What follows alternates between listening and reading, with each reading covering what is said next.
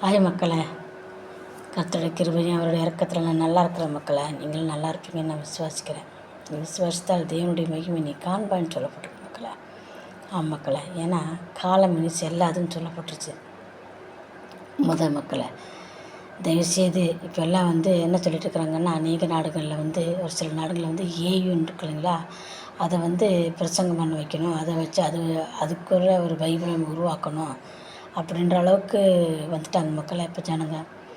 அதாவது ஏஐ பண்ணுறது எது உண்மை எது பொய்ன்றது நமக்கு என்னால் தெரியல. அந்தளவுக்கு அவன் உண்மையாக பண்ணிட்டுருக்கான். காரணம் இது ஒரு சாத்தான், சரிங்களா? இது இனி உலகத்தை ஆளப்போது, அதுக்கு ஒரு பைபிள் உருவாக்க போகிறாங்க, அது ஒரு வாசனங்களை மாற்ற போகுது. தேவன் ஒன்றே ஒன்று சொல்லப்பட்டிருக்குது. அந்த நாட்டில் ஹிட்லர் என்ன பண்ணான்?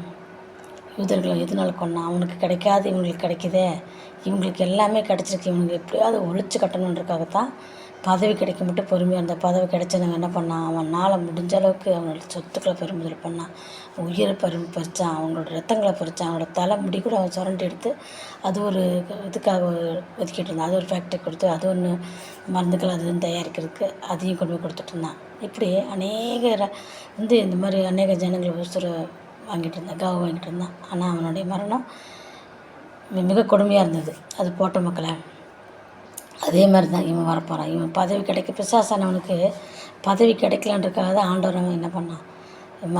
முறிச்சு இது பண்ணான். அதனால தான் ஆண்டவர் என்ன பண்ணார்? அவனை கீழே தள்ளப்பட்டார். மறுபடியும் அவனுக்கு இந்த பதவி பலமுறை பறிச்சுக்கிறதுக்காக பலமுறை அவன் பண்ணான், கிடைக்கல. பூமி மட்டும் அவன் பிடிச்சிக்கிட்டான். இப்போ கடைசி ஆண்டவர் வருகை சமீபமாயிடுச்சுன்னு தெரிஞ்சோன்னா அவன் என்ன பண்ணுறான்? அவன் ஆட்சிக்கு வர்றான். அவன் ஆட்சிக்கு என்ன பண்ணுவான்? அவனுக்கு கிடைச்ச உடனே என்ன பண்ணுவான்? முதலாளி கிறிஸ்தவர்களை தான் அவன் என்ன பண்ணுவான்? கொல்லுவான். கிறிஸ்தவர்கள் ரத்தத்தை தான் அவன் பழித்திருப்பான். அதனால தான் மக்களை முடிஞ்ச அளவுக்கு ஆண்டவர் இறுக்கி பிடிச்சிக்கோங்க, ஜெபம் பண்ணுங்க. நமக்கு இந்த உலகத்தில் என்ன வேணும் எல்லாமே கடவுள் நமக்கு கொடுத்துக்கிறாரு. அதனால் நீங்கள் என்ன பண்ணு, கிடைச்சாலும் கிடைக்க விட்டாலும் இருந்தால் விட்டாலும் பசியோ மரணமோ தாகமோ எதுவும் உங்களை ஒன்றும் செய்யாது. அதனால் நீங்கள் என்ன பண்ணுங்கள்? ஆண்டவரை மட்டும் இறுக்கி பிடிச்சிக்கோங்க. காலம் இனி செல்லாது மக்களை, காலம் இனி செல்லவே செல்லாது. ஏன்னா எப்படியாவது நம்ம ஆண்டவர் போராடி அவரை பிடிச்சிக்கிட்டோம்னா இது ரகசியவர்களையாவது கொஞ்சம் நாச்சும் நம்ம எடுத்துக்கொள்ளப்படுவோம். இல்லைன்ற பட்சத்தில் நம்ம கைவிடப்பட்டவர்களாக நம்ம நிற்கும்போது அவனுடைய பட்டயத்துக்கு நம்ம இரையாக்கப்படுவோம். ஏன்னா வெளிப்படுத்தத்தில் சொல்லப்பட்டிருக்குது மக்களை, குதிரை கடிவாளம் அளவுக்கு ரத்தார் இந்த பூமியில் ஓடுன்னு சொல்லப்பட்டிருக்குது. நிச்சயமாக நம்ம அதுக்கு முன்பாக நம்ம மரணம் வந்துருச்சோன்னா நம்ம பாக்கியவான்கள். அதுக்கப்புறம் நம்ம இதெல்லாம் பார்க்கணுன்னா நம்மளால் அதை சகிக்க முடியாது மக்களை. இப்போயே கிறிஸ்தவர்கள் ஆப்பிரிக்காலேயும் சூடான் நாட்டிலே கொன்று குமிச்சிட்ருக்குறாங்க, சரிங்களா? நைஜீரியாவில் கொன்று குமிச்சிட்ருக்குறாங்க. இந்த அரசாங்கம் கண்டுங்காணாமல் இருக்குது. தீவிரவாதிகளை உள்ளே விட்டுட்டு நாளைக்கு தீவிரவாதிகளை உள்ளே விடுறதுனால அவனுங்களுக்கு எது ஆபத்துன்றது அவனுக்கு புரியாமல் அவங்க பண்ணிகிட்ருக்காங்க மக்களை. ஆனாலும் இன்றைக்கி மறிச்ச அத்தனை கிறிஸ்தவர்கள் பரலோக ராஜ்யத்தில் இருப்பாங்க. அது மட்டும் நம்பிக்கையாக இருக்கும் மக்களை. தயவுசெய்து நாமும் மறிச்சாலும் நாளைக்கு பரலோக ராஜ்யத்துக்கு போகணுன்ற அந்த நம்பிக்கையை நம்ம இந்த பூமியில் சேர்த்து வைக்கிற சொத்தோ சுகமோ எதுவுமே நம்ம கூட வராது மக்களை. நம்ம சேர்த்து வைக்கிற சொத்து சுகத்தை பார்க்கல, நம்ம கொண்டு போகிற இந்த வார்த்தைகள் மட்டும்தான் நம்ம கூட வரும். நம்ம நாளைக்கு மறுத்தாலும் பரலோக ராஜ்யம் நமக்கு இருக்குது மக்களை. இந்த பூமியில் நம்ம எதெல்லாம் இழக்கிறோமோ அதெல்லாம் நமக்கு அங்கே கிடைக்கும்ன்ற ஒரு நம்பிக்கையோடு நம்ம என்ன பண்ணலாம்? ஆண்டவர் வரைக்கும் பிடிச்சிக்காங்க. நல்லா ஜெபிங்க. நம்ம கீழே கஷ்டப்படுற ஒவ்வொருவரையிலும் பாருங்கள், அவங்களுக்கு உங்களால் முடிஞ்ச அளவுக்கு உதவிகள் செய்யுங்க. நீங்கள் செய்கிற தான தர்மங்களும் உங்கள் கூட வரும் மக்கள். அவங்களுக்கு நன்மை இருக்குது. நீங்கள் கஷ்டப்படுறனால அது உதவி செய்யும். அது மட்டும் நீங்கள் விட்டுறாதீங்க மக்கள். எக்காரணத்தை கொண்டு தான தர்மங்கள் செய்யுங்க.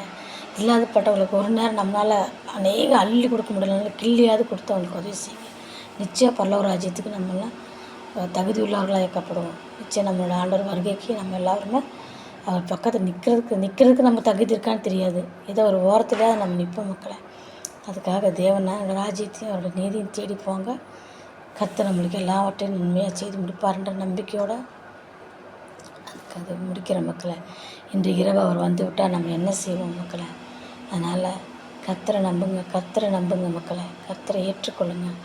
ஏன்னா நான் சொல்கிறது நீங்கள் உங்களுக்கு புரியுது. என்னோட யூடியூப்புக்கு நீங்கள் அநேகர் பார்க்குறது இல்லை. ஆனாலும் நான் என்ன சொல்ல வரேன்னா, இதில் ஏதோ ஒரு வார்த்தை யாருக்காக சொல்லப்படுது. நான் இப்போ சொல்கிறேன் பாருங்கள். நிச்சயமாக இதில் ஏதோ ஒரு ஆத்மா தேவனை ஏற்றுக்கொள்ள எனக்கு கமாண்ட் பண்ணுவாங்க, நான் நம்புகிறேன். கர்த்தராகி தேவன் மாத்திரம்தான் உண்மை. அது மட்டும் நீங்கள் ஏற்றுக்கொள்ளுங்கள். கர்த்தர் வருகை சமயமாயிருச்சு. எல்லாம் ஆண்டவரை ஏற்றுக்கொள்ளுங்கள். யாரோட இன்னல் தன்னலுக்கெல்லாம் நீங்கள் விடுங்க, ஏச்சு வாச்சுக்கெல்லாம் நீங்கள் விட்டுருங்க.